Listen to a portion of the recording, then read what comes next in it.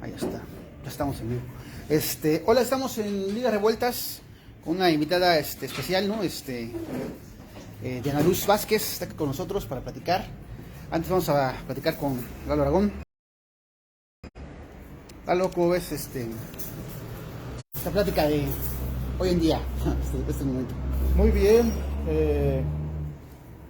hay una lucha importante que está encabezando y que creo que es importante conocerla más de cerca. Si no podemos apoyar, por lo menos pues estar conscientes de esta lucha que se está haciendo, que es trascendental, ¿no? Porque es una cuestión de impunidad que hasta como sociedad lo empezamos a ver normal cuando no tiene que ser así. Y si no es por estas acciones, como el tendedero y estas giras, ¿no? Giras que no sé cómo le podríamos llamar, a ver si ya tiene nombre, que están haciendo, que me parecen han sido muy exitosas, y creo que lo único que buscan es un poco de justicia, pues, ¿no? O sea, tampoco es que se esté pidiendo la gran cosa, nada más lo que le corresponde a cada uno. Entonces estamos muy contentos de tenerla aquí y de conocer un poco más de cómo va la situación, si hay planes a futuro, no sé, y bueno, Rodrigo, que ya sabe bien cómo sacarle jugo a las conversaciones. Va, pues ¿cómo estás, Diana? Pues muy contenta de poder charlar, de abrir la conversación con un café, con un matcha, con un té chai, y poder pues también tener la oportunidad de esta interacción con quienes te siguen a través de redes sociales, que podamos también en esta plática pues abrir, ¿no? el tema, las preguntas, comentarios. Es un tema muy polémico que ha causado muchas reacciones, también se ha polarizado, pero que lo importante es que hemos visibilizado, como bien comentas, un tema que pues habíamos normalizado. ¿Te puedes presentar para la gente que no te conoce? Soy Diana Luz Vázquez y con colectivas feministas pues hemos realizado los tendederos de deudores alimentarios desde el mes de junio en Oaxaca. Impulsamos la patrulla feminista, que es mi auto, es mi vehículo con el que pues visitamos los centros de trabajo de deudores alimentarios para recordarles que tienen un adeudo con sus infancias. Pues como yendo al principio, ¿cuándo empiezas en qué momento empiezas? Podemos hacer 2 minutos de interrupción, nada más estaciono claro. bien mi auto y seguimos con esta conversación. Claro. Que Rodrigo también bueno, comenta. voy a echar aquí un discurso y Eso. te esperamos acá. Diana va a estacionar su auto porque la patrulla feminista, antes que se la lleve la poli, no. Pero bueno, sí es importante lo que Diana está realizando en Oaxaca. El asunto del tendedero de los deudores alimentarios ha causado bastante polémica, pero además ha causado también bastante resquemor entre la gente, bueno, y entre aquellos que se sentían, aquellas personas, aquellos hombres que se sentían pues impolutos, digamos, ¿no? Impolutos, palabras. Pero sí que se sentían pues que nadie iba a venir a cuestionarlos de nada, que nadie los iba a evidenciar en su mentira, en su ya está, ya viene de regreso Diana después de esta introducción. El feminismo, ¿cuándo llega a tu vida? ¿Cómo llega a tu vida? ¿En qué momento? Fíjate que qué buena pregunta, Rico. Creo que ahora Marta Lamas en su más reciente libro dice que muchas mujeres de esta generación estamos llegando al feminismo a través del dolor, a través de experiencias que nos marcan, a diferencia de otros movimientos o de las otras olas feministas que llegan a través de una intención, por ejemplo, de participar en elecciones, de generar también ciudadanía, de reconocimiento también como entes tomadoras de decisiones. En esta cuarta ola creo que las mujeres estamos llegando a través de experiencias dolorosas que tienen que ver con reconocer nuestras desigualdades en relación a los hombres, y que yo empiezo pues quizá a nombrarme feminista, porque creo que todas las mujeres lo somos, todas las mujeres que nacemos mujer, sobre todo que experimentamos estas diferencias por primera vez, y después también digo aquellas mujeres no cis también las experimentan, pero bueno, en mi caso hablo como mujer cis. Diría que llego a través de primero nombrarme feminista y entender las luchas de muchas más mujeres por la igualdad. Y bueno, a través también de muchas lecturas, sobre todo pues en esta Biblia feminista, ¿no? Simone de Beauvoir, cuando empieza a hablar de lo que es la maternidad para las mujeres. Muchísimas gracias. Y que es una opresión, que es una cárcel, ¿no? Dice Simone de Beauvoir, y que uno no lo entiende hasta que uno no experimenta lo que es tener que tener un trabajo de crianza, de cuidados, y al mismo tiempo salir a trabajar, y al mismo tiempo ser señalada como madre, yo diría no soltera, sino autónoma.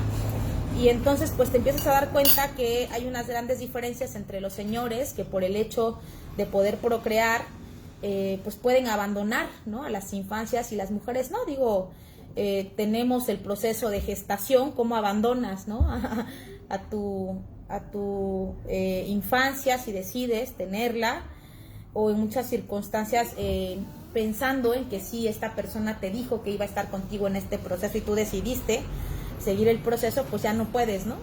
Creo que hoy también el derecho a decidir el aborto es una gran garantía para las mujeres que decidimos en determinado momento pues no ser madres, y que también esta lucha por este reconocimiento, por este derecho a decidir sobre nuestro cuerpo, pues está, ¿no?, todavía debatiéndose y generando polémica cuando no debería ser así. Pero bueno, toco este tema porque me parece que en la escuela pues nos enseñan, sobre todo antes en la secundaria, ¿no?, con esta división de oficios, secretariado, máquinas y herramientas, me tocó todavía pues ver esta diferencia, ¿no?, como poder ir entendiendo todavía los estereotipos, los roles de género que permanecen, y que vamos rompiendo estas brechas, pero pues estamos empujando, estamos tirando a este patriarcado porque queremos igualdad de oportunidades.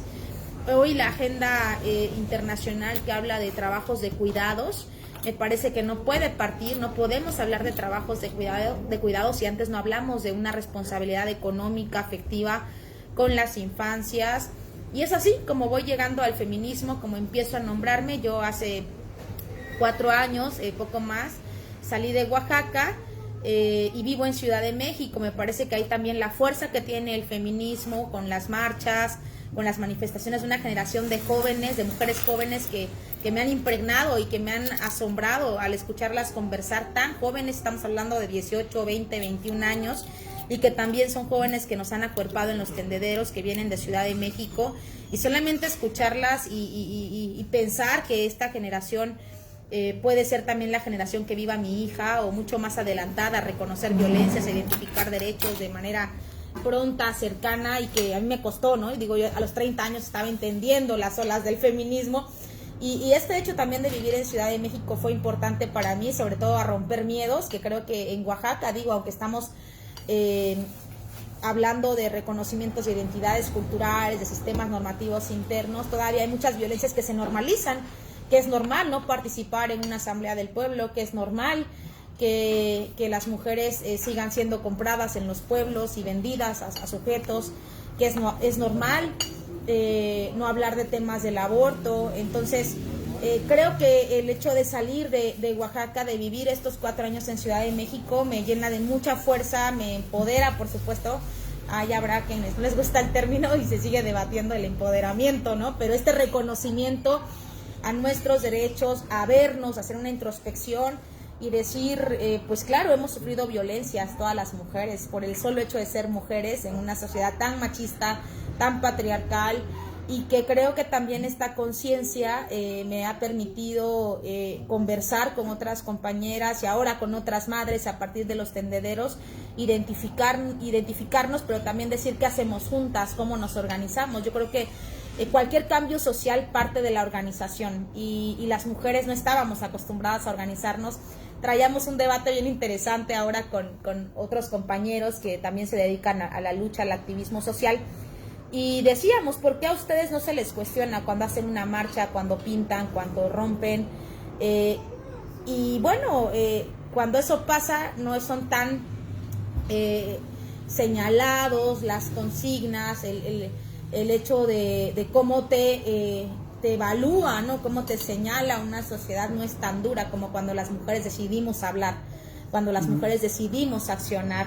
¿no? Creo que ahora se torna ese debate, es muy interesante platicarlo, conversarlo, el tendedero de deudores alimentarios inicia así como una acción directa de visibilizar un problema en el que no vemos justicia, en el que ya dijimos, a ver, ya te demandé, te burlas de la justicia, me dices hazle como puedas, abusas de tus redes de poder, abusas de tus influencias en los juzgados, abusas de tu situación de ser hombre y poder dejarme a mí la carga de trabajos y de cuidados, y no tienes miedo a una sanción jurídica porque no vemos constantemente a señores que los metan presos por ser deudores alimentarios. No es normal, digamos, ¿no?, que haya justicia en nuestros casos de reconocimiento de paternidad y de pensión alimenticia. ¿Qué si vemos normal? ¿Qué le pasa a tu hermana, a tu amiga, a tu prima, le pasa a tu mamá, a tu abuela, y que decidieron no ir por un mecanismo jurídico porque es muy caro, porque tampoco creen en la justicia, porque son largos? Y cuando nos preguntan, pero no son las formas, ¿no? Esto de no son las formas, pues ¿cómo querían que lo hiciéramos? Si ya demandamos, si ya le dijimos al deudor, si ya quisimos hacer conciencia, sensibilizar, oye, es tu hija, y aún así no hay una respuesta positiva. Lo que nos queda es la acción directa, y el tendedero fue un mecanismo para visibilizar un problema ante la falta de justicia. Creo que por ahí empezaríamos un poco esta conversación. Ok, bueno, ahora sí que a riesgo de sonar, de sonar metiche, en tu familia viviste Historia. experiencias. Sí, fíjate que cómo es también que la historia, tu propia historia te marca o te impulsa, ¿no?, a poder generar estas acciones que parten definitivamente de una introspección familiar. Fíjate que mi abuela tuvo 14 hijos e hijas, y yo le preguntaba, oye, abuela, ¿de dónde era tu abuela? De aquí, de la ciudad de Oaxaca. Entonces mi abuela, pues en alguna conversación me dijo, hija, es que antes no es que tú quisieras tener relaciones sexuales con tu esposo o tu pareja, ¿no? Era, ¿no quieres? ¿Por qué no quieres? Pues ¿quién vino? ¿O con quién estás saliendo? Y eran unas golpizas tremendas, o sea, solamente por el hecho de no querer tener relaciones sexuales. Entonces las mujeres estaban embarazadas todo el tiempo, y estas frases como de las mujeres, como la escopeta, ¿no?, en la casa y atrás de la puerta, ¿no?, bien cargadas. Entonces, frases bien machistas con las que yo pues crecí escuchando a mi abuela, y que en algún momento no es que ella haya marcado una distancia de este agresor, que era mi abuelo, sino el señor se murió. Si no, pues quién sabe si mi abuela seguiría contando las historias. Si era un golpeador, machista, racista, y bueno, mis tías que crecieron en un ambiente de violencia, mi mamá, desafortunadamente sus parejas tenían características que tenían que ver con el abandono. Entonces, pues platicarte, ¿no? Mi mamá soltera, mamá autónoma, mis tías, mamás autónomas, y vengo de entender que las mujeres pues hacemos dobles, triples jornadas para poder sacar a nuestros hijos e hijas adelante. Yo veía a mi mamá, ¿no? O sea, cómo trabajaba haciendo jornadas dobles pues para sacarme adelante, a mis tías también. Entonces, también cuando yo hablo de esto en casa, pues era muy normal la respuesta, sobre todo mi abuela, que me decía, falleció hace un año, y me decía mi abuela, ya hija, déjaselo a Dios, ya la vida se lo va a cobrar. Y mis tías también, no, ¿para qué hacer tanto escándalo? Pues ya el señor no quiso hacerse responsable, ni modo, hay que echarle más ganas, hay que ser más fuertes. Y yo dije, esto no es normal, o sea, ¿cómo echarle más ganas? No, digo, yo le echo muchas ganas y sí soy fuerte, pero pues me canso. Yo veo pues también a mis tías pues muy cansadas, que digo, mi mamá la ves y la edad que tiene no parece, pues porque se cansó más, hizo esfuerzos dobles, triples, y eso también te lo cobra el tiempo. Y hablarte, por ejemplo, del cáncer que enfrentan las mujeres, de cualquier tipo de cáncer, pues tampoco es normal, son las jornadas que llevamos las mujeres. El hecho de procrear te desgasta mucho más tu cuerpo digo, en relación a los hombres, ¿no? Entonces, creo que estas situaciones que hemos normalizado, que mi familia pues me decía, ya déjalo así, yo dije, no, porque yo ahora tengo una hija, y yo no quisiera que en algún momento ella pensara que es normal que su papá no esté, que es normal que su papá no aporte, y que en determinado momento, en mi caso, pues yo crecí ¿Y cómo es la vida? Insisto con esto porque yo le exigí a mi mamá ver a mi papá y es que tú me prohibiste verlo, es que tú nunca lo buscaste, tú nunca me permitiste verlo. Y una serie de reclamos que yo ya le pedí disculpas a mi mamá, pero que yo decía, es que es ella, ¿no? La culpable, ella seguramente algo hizo para que el señor no quisiera hacerse responsable. Y hoy que lo veo tan distinto, me he disculpado enormemente con mi mamá pues por estos cuestionamientos de entrada que yo le he hecho cuando un padre que quiere hacerse responsable lo hace. Hoy encontramos a muchos papás en las historias de los tendederos que nos comparten, por supuesto, las madres, donde dicen es que el señor argumenta que no se le deja ver a los hijos y ya por eso no aporta. Es tan común esa respuesta. Uh-huh. El señor se le deje no ver a los hijos, por alguna razón será, uh-huh. Y los hijos e hijas comen, el señor los vea o no los vea. Entonces no es un argumento válido. Y creo que nos hemos acostumbrado a normalizar estas violencias, o cuando los padres irresponsables, cuando se les demanda la pensión, te dicen, ¿quieres pensión? Ahora te voy a demandar la guarda y custodia, ahora se van a venir conmigo. Y lo hacen con el ánimo de no pagar pensión alimenticia, y no es porque los quieran criar o educar o les encante su paternidad, ¿no? Si de entrada los abandonaron, lo hacen para evadir la justicia, para irle a dejar a los hijos e hijas a la mamá, es decir, a la abuela, o para dejárselos a su nueva pareja, ¿no? En turno. Entonces son cosas terribles que enfrentan las infancias que están en esta situación, porque no solamente es un abandono económico, sino emocional, afectivo. Quienes crecemos en la presencia de un padre, es fuertísimo, la confrontación. Yo te diría, pareciera hasta hace algunos años, y con mucha terapia, que uno está buscando un papá en una relación, alguien que te violente, te diga qué no debes hacer, con reglas, porque no hubo esta figura paterna, o te cuesta trabajo creer que un hombre te puede querer de verdad, ¿no? Porque no lo tuviste.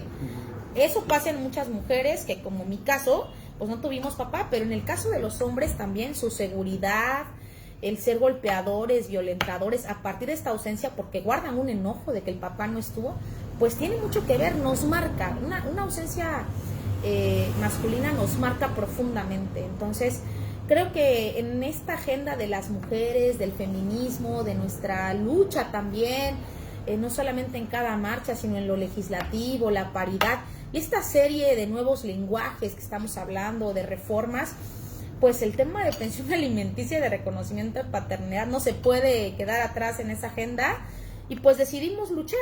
Somos muy respetuosas de mujeres que deciden no hacerlo. En la página también nos han escrito, pues yo sí tengo dignidad, ¿no? Y pues, cuestiones que decimos, bueno, adelante, para mí la dignidad es luchar, para mí la dignidad es devolver derechos, pero si para otras mujeres o para otros hombres que además son cobardes al no enfrentar su responsabilidad con sus hijos e hijas, es un argumento válido, para nosotras no. Somos respetuosas de esas mujeres que deciden hacerse cargo ellas con estas dobles, triples jornadas, y que pues han señalado al movimiento, pero también encontramos otra postura bien interesante. Es que vengo acompañada, aquí Sabina siempre anda conmigo, como todas las mamás que estamos en esta crianza autónoma. ¿Qué onda, Sabina? ¿Cómo estás? Hola, dile. Entonces, sí nos parece que hay otra posición también bien interesante de otras mujeres que están participando en los tendederos y que ahora se han también empoderado, que perdieron el miedo y la vergüenza de decir, sí es cierto, no es un tema mío. O sea, no es que yo esté reclamando derechos que a mí me beneficien, son los derechos de las infancias. Y es cuando cambiamos el discurso, ponemos los derechos de las infancias al centro. Uh-huh. En ese sentido, bueno, creo que ya lo empezaste a comentar más o menos, pero ¿cómo fue este proceso de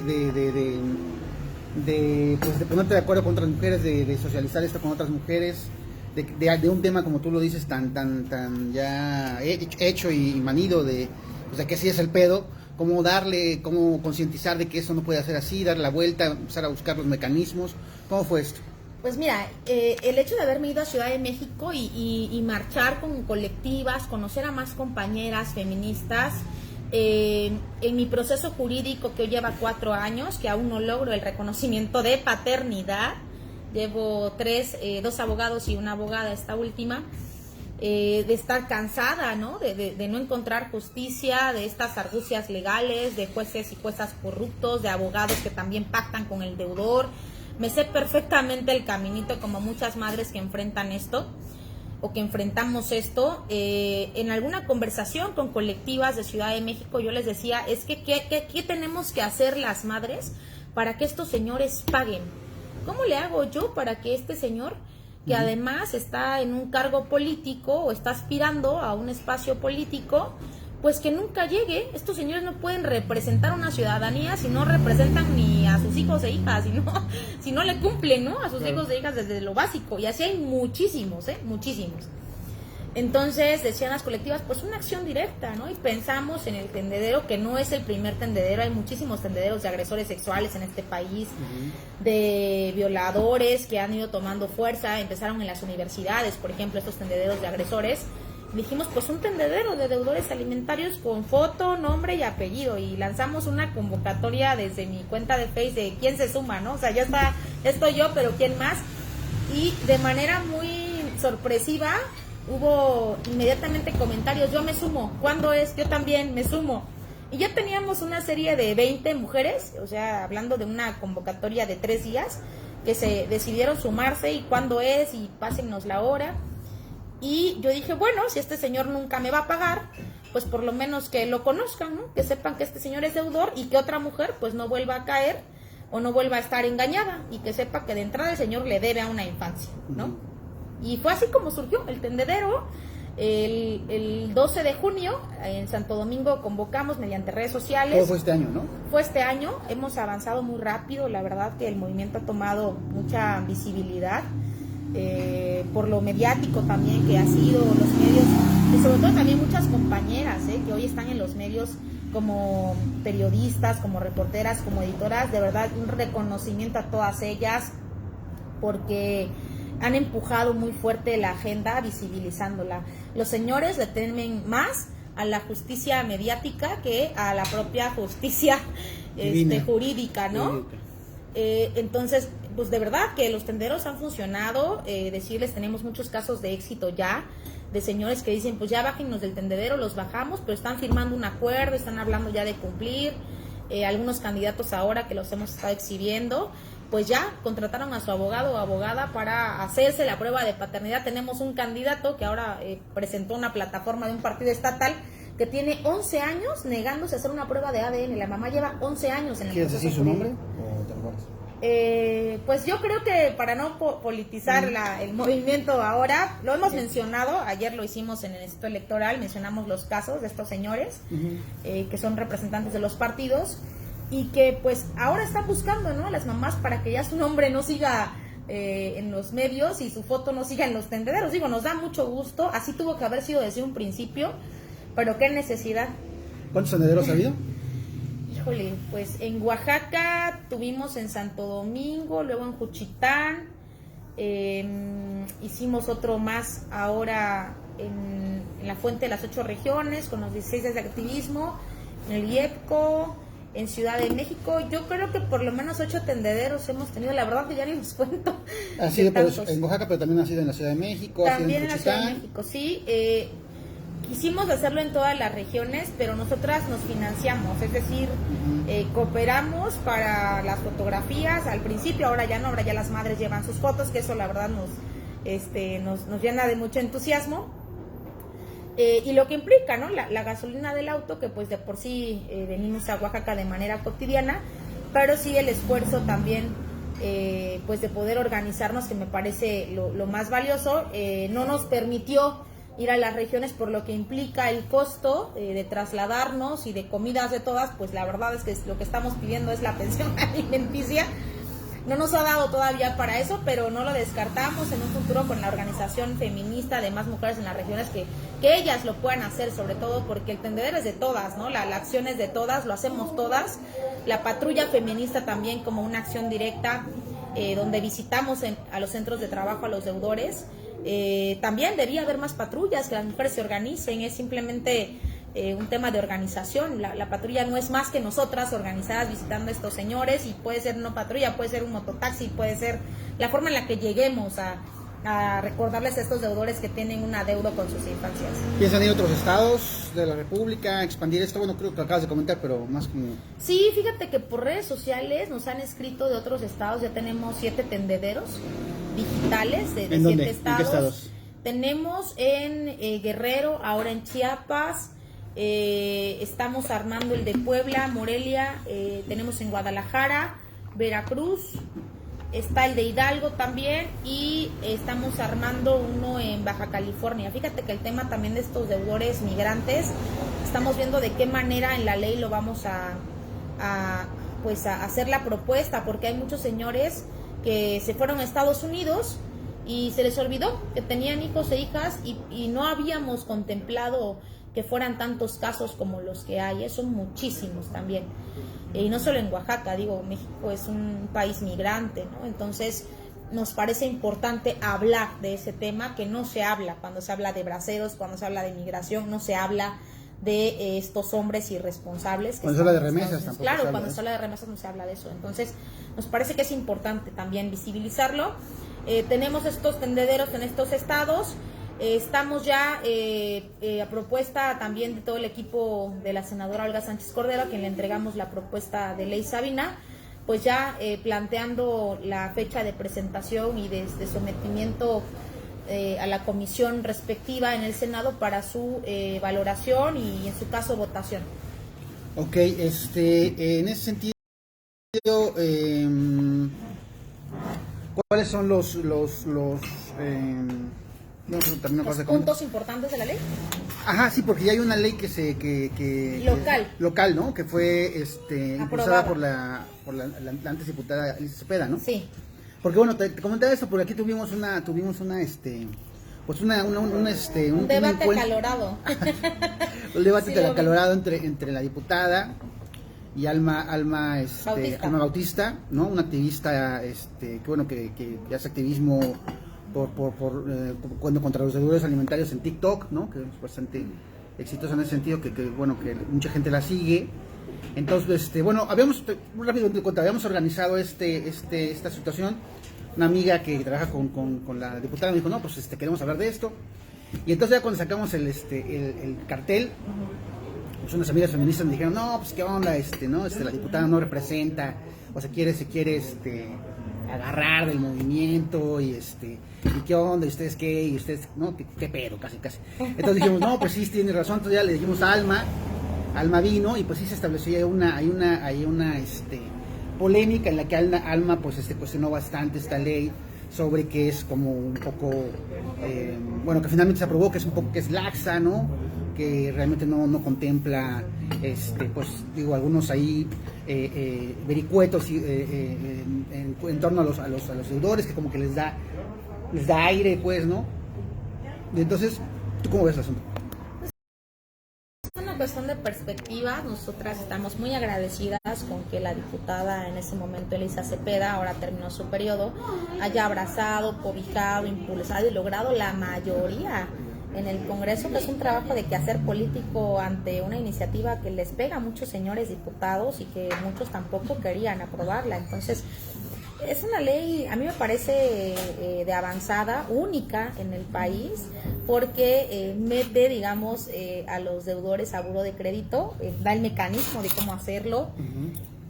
¿Y qué otra forma de sancionar los derechos civiles que estos señores están en buró de crédito, que no puedan sacar ni siquiera una tarjeta de Coppel, digamos, ¿no?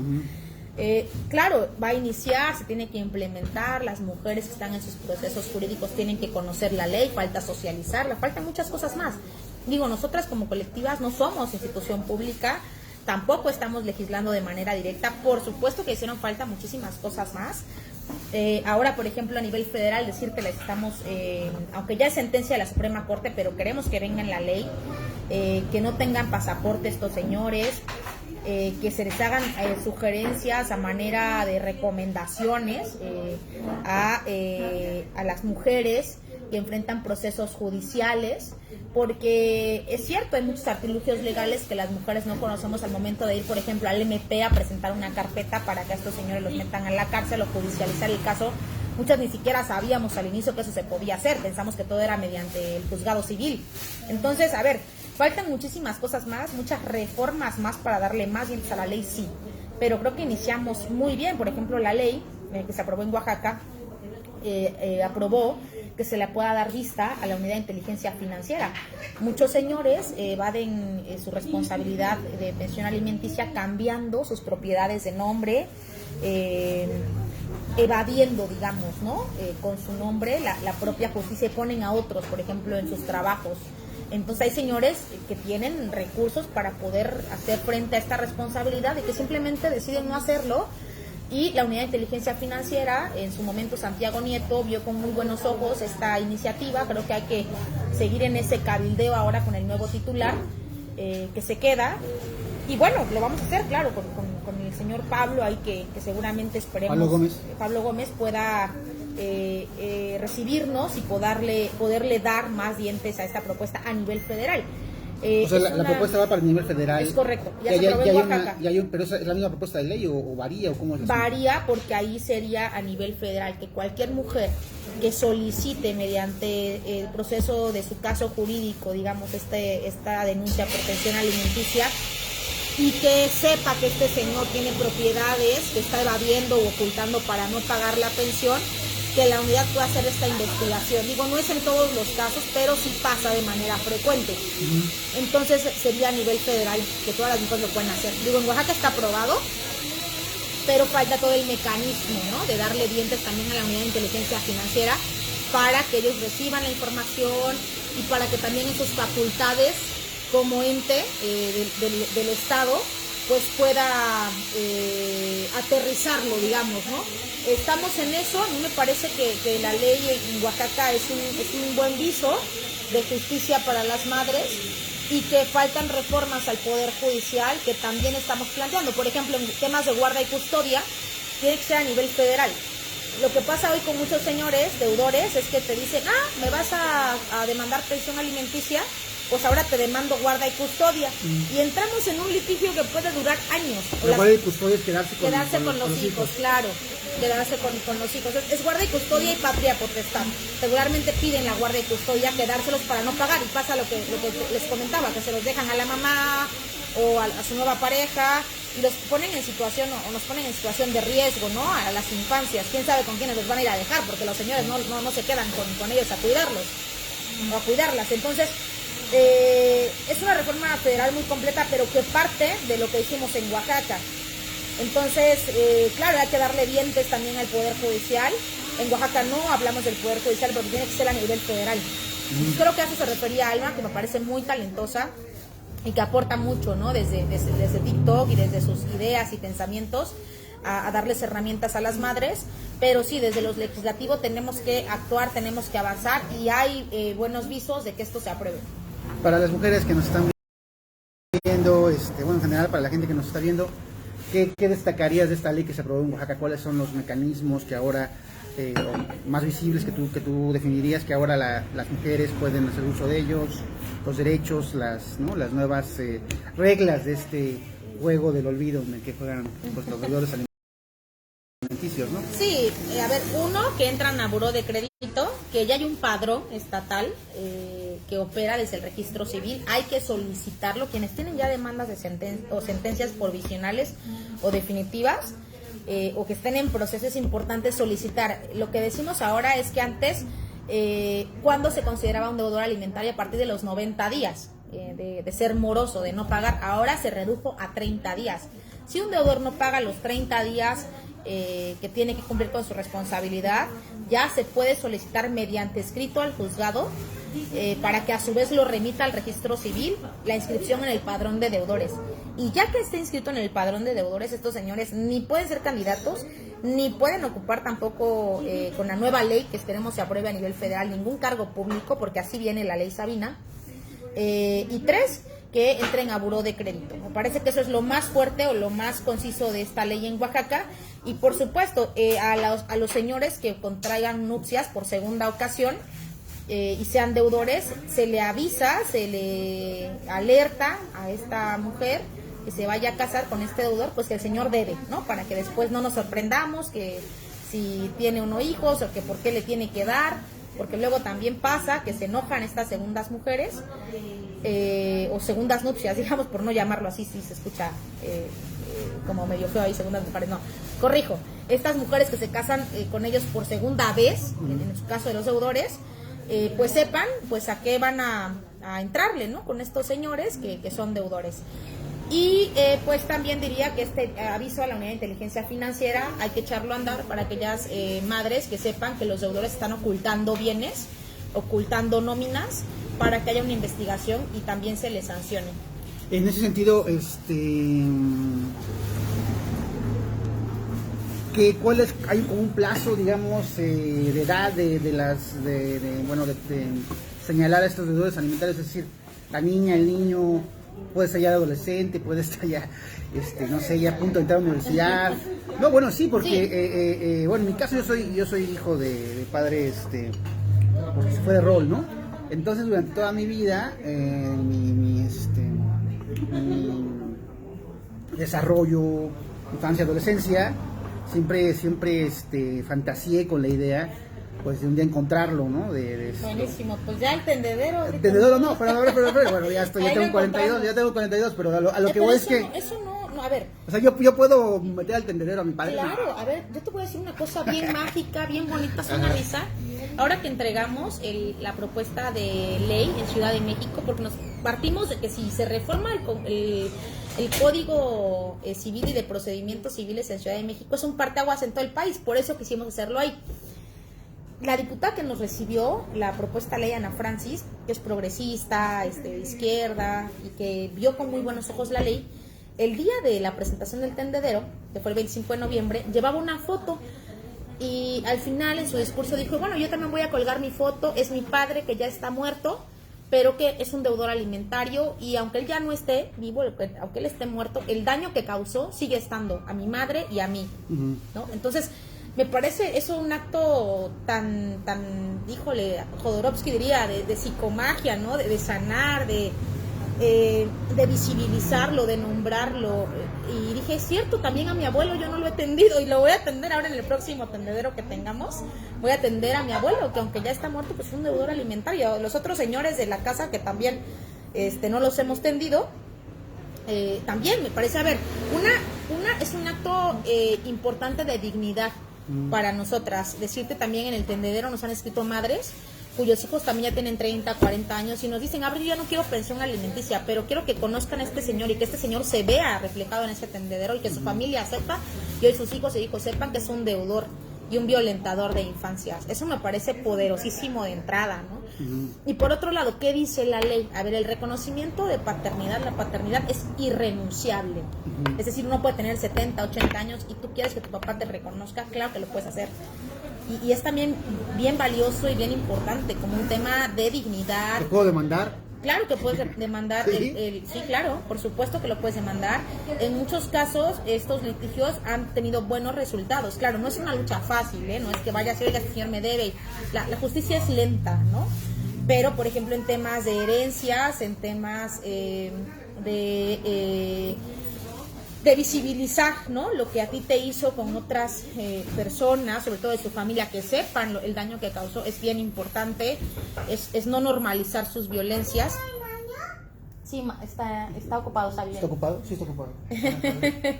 Entonces, sí me parece que como un acto tuyo y de muchas personas que nos escuchan y que se preguntan, pero es que ya estoy grande. No, es un tema también de dignidad que tendríamos que ir haciendo y de que tendríamos que ir conversando también. Y ahora, ¿qué dice la Suprema Corte en temas jurídicos?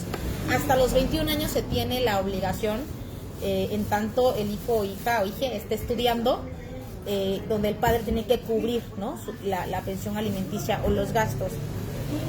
Pero insisto, hay temas que tienen que ver con herencias, que tienen que ver también con esta dignidad, ¿no? Hasta de los apellidos, que me parece muy importante dar esa lucha. Ok, pues sí, es una lucha muy importante la que estás dando. Me parece que, bueno, me ha parecido desde el principio, que te lo he comentado de una u otra forma. ¿Y cómo ves? O sea, no vas a parar, es un asunto que sigue. ¿Qué tipo de lugar ocupa esta lucha en tu vida o hasta ahora? Porque bueno, has tenido también una carrera digamos, como funcionaria pública, ¿qué tipo de lugar ocupa esto que estás haciendo hoy? Hoy es lo prioritario. Estoy pues muy emocionada con que esta ley además pueda tener el nombre de mi hija, porque ella representa muchas infancias en este país, pues abandonadas, olvidadas, negadas, lastimadas, vulneradas. Y creo que viene a darle un aire también de impulso a más mujeres para que se decidan luchar por los derechos y los derechos de sus infancias. Me parece que estaremos hablando que enero, febrero, esta ley pueda estar ya en el Senado discutiéndose y bueno, me parece importante pues como estar muy clara y con estos objetivos de que tiene que hacerse ley. Por otro lado, pues bueno, la función pública siempre me ha gustado, siempre he estado en la toma de decisiones desde hace algunos años, eso tampoco creo que cambie mucho. Hoy estoy haciendo cosas que tienen que ver con asesoría, con capacitación a otras mujeres, que también me encanta, pero digo, al final esto es un movimiento aparte, justamente lo he cuidado mucho de que no pues pueda tomarse, ¿no? como una consideración que tenga que ver, ¿no? con una situación que no me gustaría, que bueno, estoy como cantinfleando, pero lo voy a decir más claro. No quisiera que este movimiento, que esta lucha que estamos encabezando, que ya no es mi lucha, sino la lucha de las madres, la lucha de las infancias, pudiera tornarse con un objetivo que pueda ser político. Les diría, a ver, el movimiento en sí es político, porque lo personal es político. Simone de Beauvoir decía eso, que nuestras luchas como mujeres, pues por supuesto que tienen que ver con lo político. ¿Y por qué desde lo político? Porque es nombrarnos. Y a los señores no les gusta que nos nombren, que ocupemos un espacio en las decisiones. Y hoy estamos atentando contra contra machistas, contra señores que pues deciden no dar la pensión, que se burlan de la justicia y que son machistas patriarcales. Entonces estamos tocándolos como nunca alguien los había tocado, ¿no? De manera directa, contundente. Por eso es político el movimiento en sí, ¿no? O sea, hay que nombrarlo como es. Pero de eso, a que tenga un tinte partidista, eso es otra cosa, y eso no ha pasado ni tampoco va a pasar. Por supuesto, soy un ente político, me gusta, pero el movimiento es aparte, lo hemos cuidado y somos todas y decidimos todas las colectivas. Ahí no es un asunto que pueda tornarse personal. Y bueno, habrá, insisto, a quien no le guste, quien se cuestione que las formas, quien se cuestione por qué yo. Y digo, a lo que nos parece que podríamos dar respuesta, pues es, así se dieron las circunstancias, era la única forma también de poder incidir en esta agenda. Ojalá alguien más lo hubiera hecho antes, seguramente yo me hubiera sumado, sin embargo pues lo hicimos, ya estamos en este camino y es terminar lo que uno inicia. A mí me enseñaron así, entonces pues es lo que ahora tenemos, la ley Brito, muy entusiasmada con que esto pase. Me han invitado a otros estados, hay tendedero mañana en Chiapas, no podemos ir, digo, son costos que a mí me implican trasladarme, que digo, no hemos ido a estos tendederos, pero que en el país el verlo, compartirlo en redes, decirles esto, pues ha ido creciendo, ha generado la organización de más mujeres y de más colectivas, me tiene súper contenta y muy emocionada. En cuanto a los encontronazos que han tenido, encontronazos o bueno, no encontronazos, pues encontronazos porque han ido por ellos, ¿no? Digamos, situaciones, enfrentamientos, se puede decir confrontaciones, ¿no? Que han tenido con deudores alimentarios. Aquí hay, bueno, aquí a dos oficinas, hay un abogado ahí que fueron ustedes, no lo pusieron en evidencia. ¿Qué has sentido de repente como peligro en cuanto a las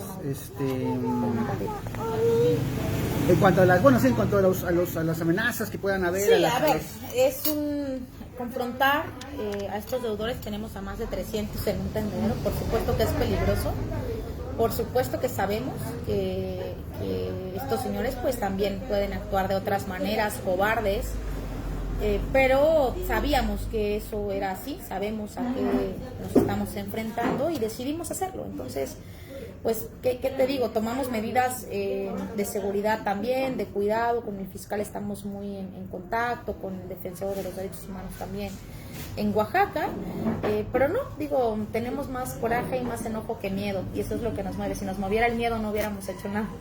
Sí, ¿no? Y legalmente luego estos güeyes dicen como que no, nos están señalando, es ilegal que nos señalen. Sí, van contra que nuestro honor o algo así, ¿no? se han quejado, hay procedimientos también jurídicos que han iniciado, que tienen que ver con, primero su presunción de inocencia, que tienen que ver con que estos señores digan que son daños a la moral, ¿no? ¿Daños a la moral que lo señalen? Que los señalemos, que los expongamos en tendederos con sus fotos, ¿no? Con nombre y apellido.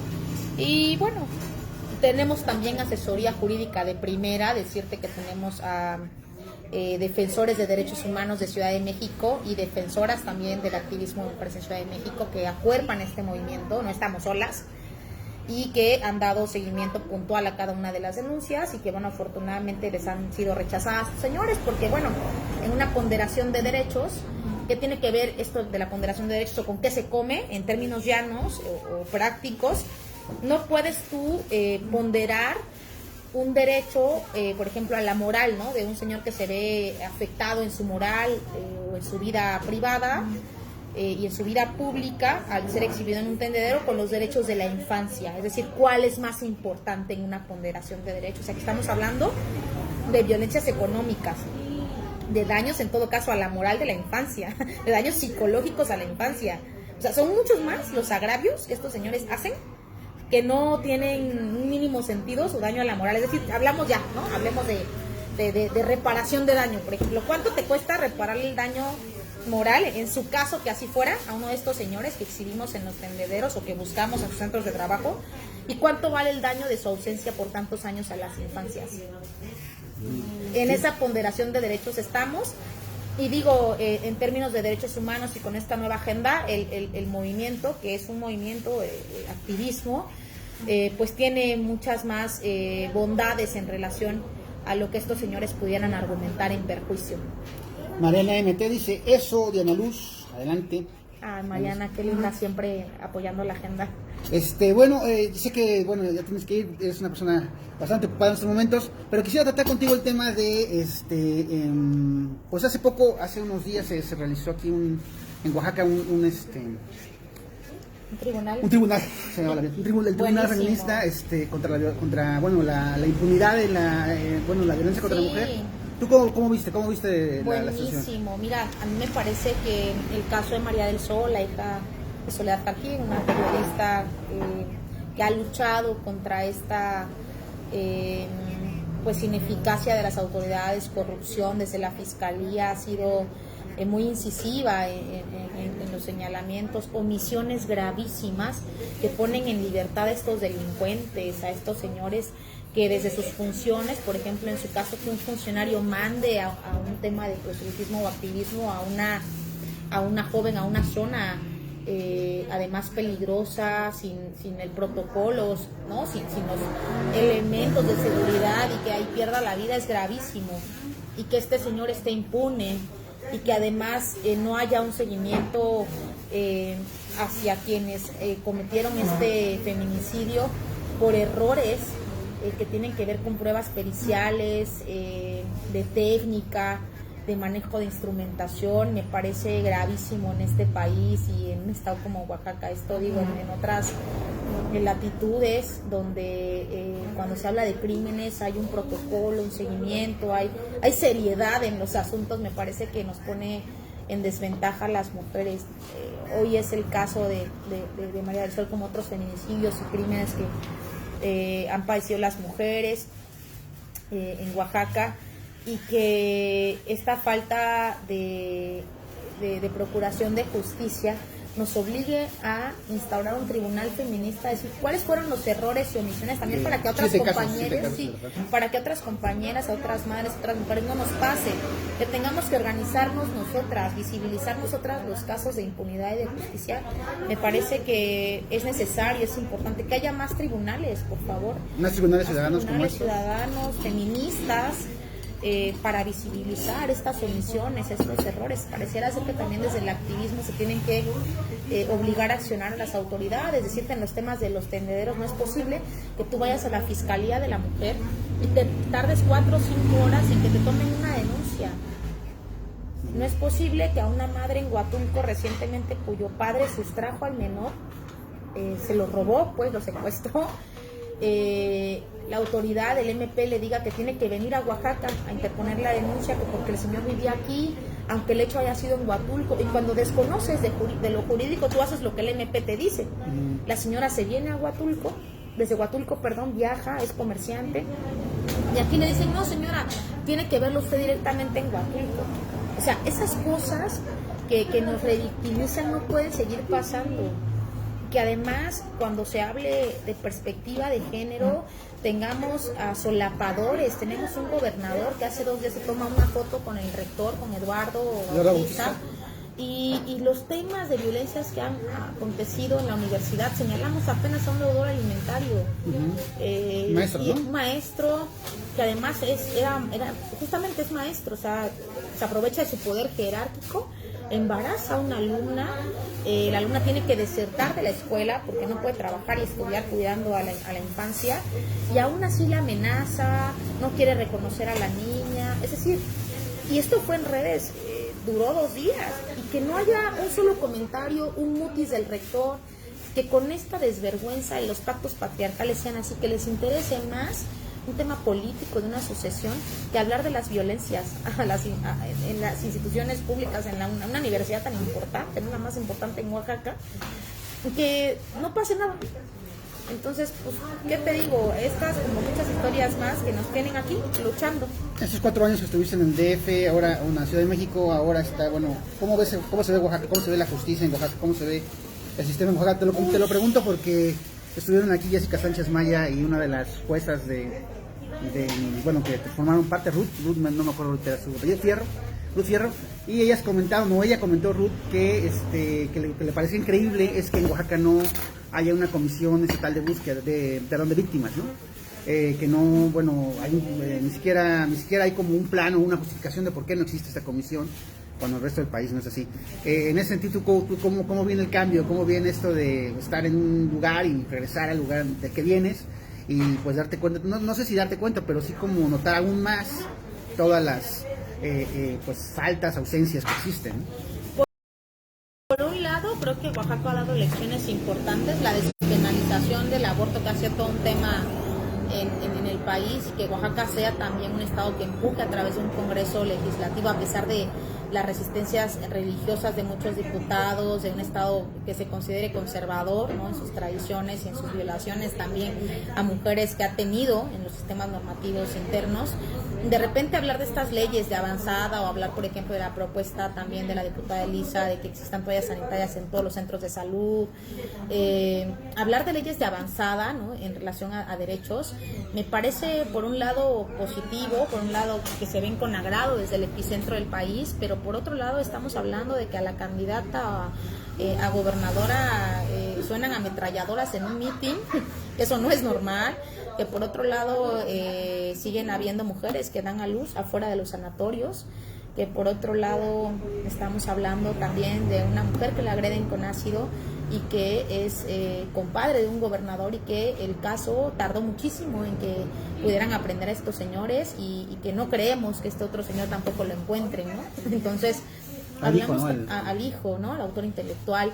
Entonces, por un lado, decirte que ha habido reformas de avanzada que desde el epicentro del país o desde la Ciudad de México vemos con buenos ojos, y que han sido motivos de vivas y de buenos comentarios, pero por otro lado me parece que vivimos en una realidad todavía muy machista, en una realidad donde además el narcotráfico en Oaxaca es una situación que preocupa, ha crecido de manera alarmante como en todo el país, pero antes había, o sea, no, eran cosas que no se veían, ¿no? Que ya una clase política amplia esté involucrada, me parece peligroso, me parece que hay que también las mujeres adoptar otras medidas de seguridad, que hay que estar hablando, por supuesto, en este caso digo de una comisión de búsqueda, pero me resisto a pensar que eso pueda ser la mejor política pública. Yo quiero pensar en prevenir, en sancionar, en evitar que estos vínculos de corrupción, de pactos patriarcales sigan impidiendo la justicia. Si tenemos a un fiscal que fue omiso, ¿por qué no está siendo investigado?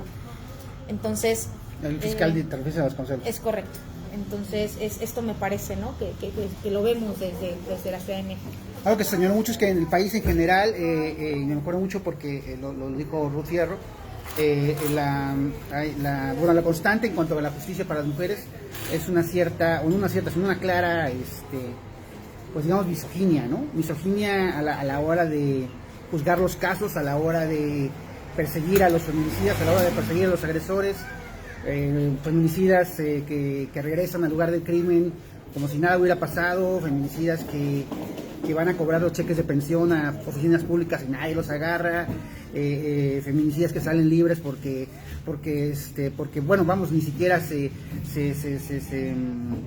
ordena o se conceptualiza el crimen de la mujer que mataron como un asesinato, sino se queda como un suicidio. Correcto. Entonces, ¿tú cómo ves? O sea, ¿cómo? Porque la justicia en México lo que ya sabíamos, pero lo que queda claro, o lo que a mí me quedó claro después de entrevistar a Jessica y a Diana, y bueno, en general, a Ruth, y en general con todo el tribunal feminista, es que es profundamente misógina, profundamente machista, y que parece que no hay, que todos estos cursos que de repente se dan en las instituciones públicas sobre violencia de género, sobre derechos de la mujer, sobre todo esto, pues son como accesorios, porque nunca cambian, nunca pasa nada, ¿no? Los MPs, a ver, yo te ¿no? diría, la alerta de género no ha funcionado en este país, eso es una realidad, y en tanto no haya sanciones a quienes imparten justicia, podrá haber muchos cursos, mucha sensibilización, pero si no hay sanciones a estos señores y también señoras que forman parte del pacto patriarcal, difícilmente hablaremos de justicia para las mujeres y para las infancias. A ver, decirte, tenemos ahora un juez en Cuicatlán que es deudor alimentario. ¿Cómo un juez puede ser deudor? Tenemos ahora una jueza que le acaban de ganar, María Eugenia, una jueza familiar que le acaban de ganar una madre víctima un amparo federal por su omisión al limitar la pensión alimenticia a sus 2 menores hijos y una hija. Y en ese sentido, pues, ¿qué pasa? ¿No? O sea, ¿qué va a pasar con esos señores? Siguen despachando en sus oficinas, en sus juzgados. Entonces, me parece que si no hay una verdadera reforma al Poder Judicial, a quienes implementan la justicia, a los ministerios públicos. Mira, en Ciudad de México hace 8 días se dio a conocer el feminicidio de una niña de 4 años de nombre Zoe. La pueden googlear. Zoe, una niña de 4 años, fue asesinada, bueno, es un feminicidio, la mató su papá, su padrastro. ¿En dónde? En la Ciudad de México ocurre el feminicidio, y Zoe fue presentada por su tía al Ministerio Público una semana antes de que el papá la matara. Y el Ministerio Público no aplicó el protocolo 46 que se llama, ¿no? Y este protocolo lo que hace es que una vez que llega una infancia lastimada, violentada, lo que tiene que hacer el Ministerio Público es traer sí o sí al padre y a la madre, así sea en patrulla, los traes al ministerio. ¿Qué pasó? ¿Qué le pasó a la niña o al niño, no? Eso no lo hizo el Ministerio Público, le dio prácticamente a la tía la recomendación de decirle, usted no es la mamá, pues que se atienda a la niña y que quede asentado nada más como precedente. O sea, no aplicó el protocolo. Cuando el padrastro la asesina una semana después, pues ya se armó todo el escándalo, ¿no? Y están pidiéndole la remoción del Ministerio Público que hizo eso, porque se pudo haber prevenido el feminicidio de Zoe. Entonces, ¿por qué el Ministerio Público no aplicó el protocolo? Hay un asunto estructural, ¿no? Es un asunto estructural. ¿Y ahora qué va a pasar con ese Ministerio Público y con el fiscal también de ahí, ¿no? O sea, me parece que la fiscal, ¿cuál es su pronunciamiento? ¿Qué va a decir? ¿Qué va a pasar? O sea, esto no puede pasar. Estamos hablando de Ciudad de México, ¿Tú cómo ves el mover este tema? O sea, ¿cómo se puede mover este tema para que este tipo de cosas se vayan? Si los ministerios públicos ya están capacitados en género, en violencias, en feminicidios, y siguen teniendo esos errores y omisiones, pues como en Roma antigua, con los ejemplos bien claritos, se tiene que ir el señor de su cargo, se tiene que separar de su cargo. ¿Pero cuáles podrían ser estas medidas de sanción o aparatos de sanción para que estas cosas sucedan? También sanciones claras a los jueces, que no tengan que pasar un protocolo Villacrucis también burocrático para que haya justicia. O sea, ¿qué tiene que hacer la mamá? Demandar al ministerio la omisión. Y si el señor está apalancado o tiene redes de poder, de tráfico de influencias, pues no lo remueven, puede durar años, ¿no? El caso es una cuestión también de valores, de quienes están impartiendo justicia, que tienen también que dejar sus pactos patriarcales y sancionarlos, removerlos de los cargos y pues también establecer medidas muy claras de justicia para ellos, ¿no? De sanción. Ok, Mariana MT, bueno, ya lo dijimos, MT, se me va el avión. Te manda saludos y corazoncitos, y también Noemí Agapito Confesor.